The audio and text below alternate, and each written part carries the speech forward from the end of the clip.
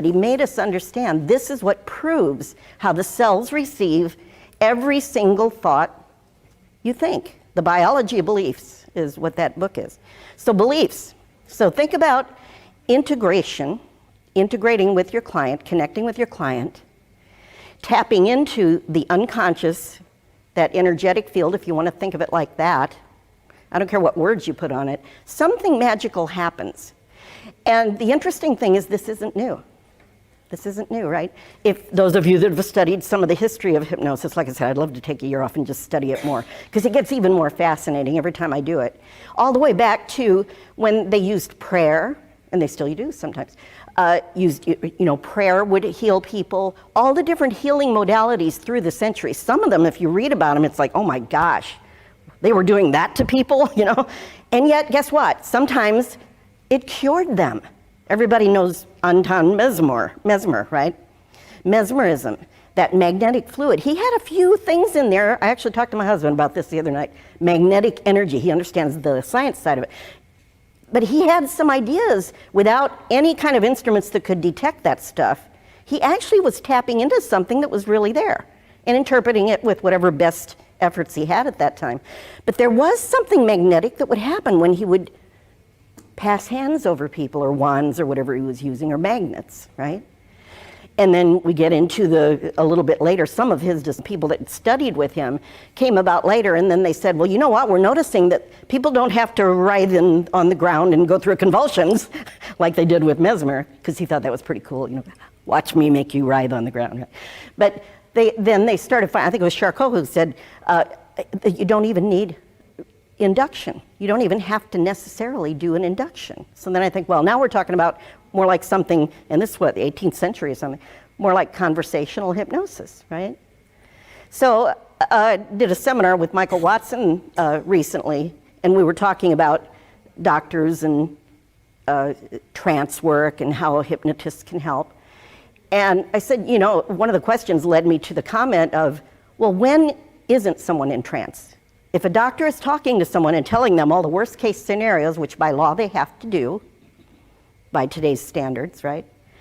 And then they give them their prognosis and their diagnosis and stamp the label on their head and say, here's what you have and here's why you have it. It's your DNA, or it's this or this or this.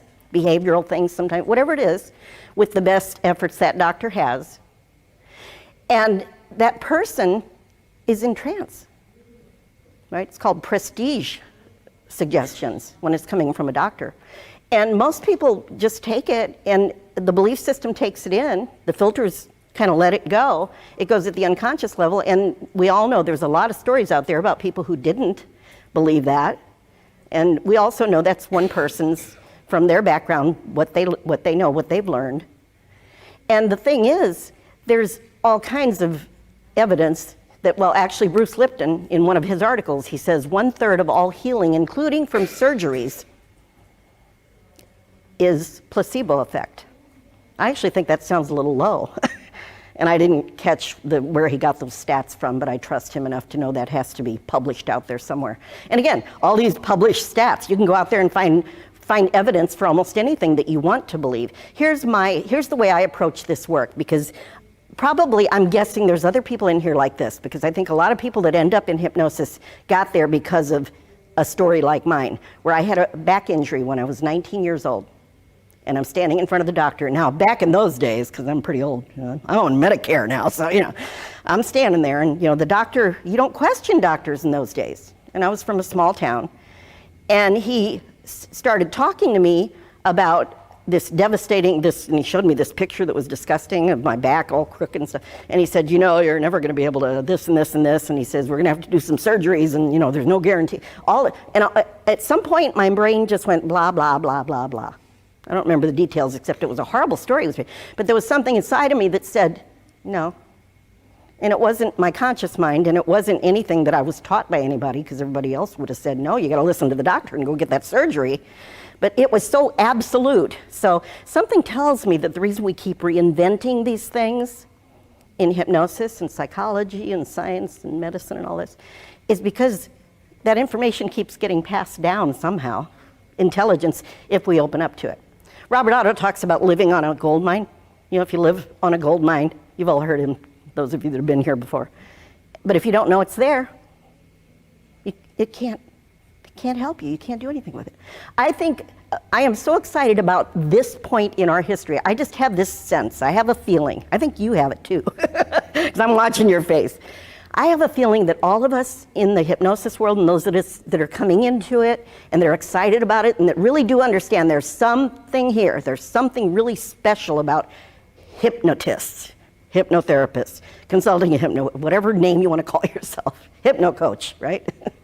Whatever you call yourself, but people that know how to do hypnosis, there's something very special. I think of it, I was thinking this morning, it's like instead of the gold mine underneath you, that's your unconscious mind, if you don't know it's there, you can't use it. I think of hypnosis and the hypnotist in this point in time like an oil field. And I don't want to get into politically correct or any of that, but just think of it metaphorically as a giant oil field, and we're all part of that oil field, and right at this point in time, any minute it's going to explode, and we're all going to end up at the top. At the top. We already are getting there. Because when you read health psychology, when you read positive psychology and all these little variables that are coming up, you read, well, what is it that this one found? Oh, that sounds like what we do in hypnosis. But they're like little segments of it, fragments. And in your book, I made a little circle with hypnosis at the center, psychoneural immunology. You all heard of that, right? And all these things, they have elements of what we all do. We already do it. And they don't have, I know I spend hour and a half, sometimes 2 hours or more with a client, depending on what we're doing. I'm just going to keep going until I get some kind of signal we must be done. I don't know where that comes from. But I take a lot of time with clients. What doctor can spend that much time with clients, right? What psychologist? They have their time. Got to keep track of that. We can go into trance with our client and just go until we're done, until it's finished. So that oil field, that spout is about to come out, and we're going to end up on top. And I really think it's within the next 3 to 5 years that we are going to start just exploding with hypnosis stories everywhere. Now here's the other side of it though. We can't just wait around. I've been doing this 27 years, so I'm getting a little bit more urgent with some of my goals, you know what I'm saying? And I've reached a lot of them, a lot faster than sometimes I thought. But I really want to challenge every person in this room and every person out there. That's right, I got to remember we got people out there too. If you're at all interested in this field, to kind of ramp up, use self-hypnosis and ramp up your excitement and get out in your little universe and expand your little universe and send out from the center of your being, because you are all so unique and special and you all have something different to offer those in your little world that you live in than anyone else does, right? That's why people find you. And I challenge you, when you get back to wherever you came here from, is that good English? I don't know, close enough.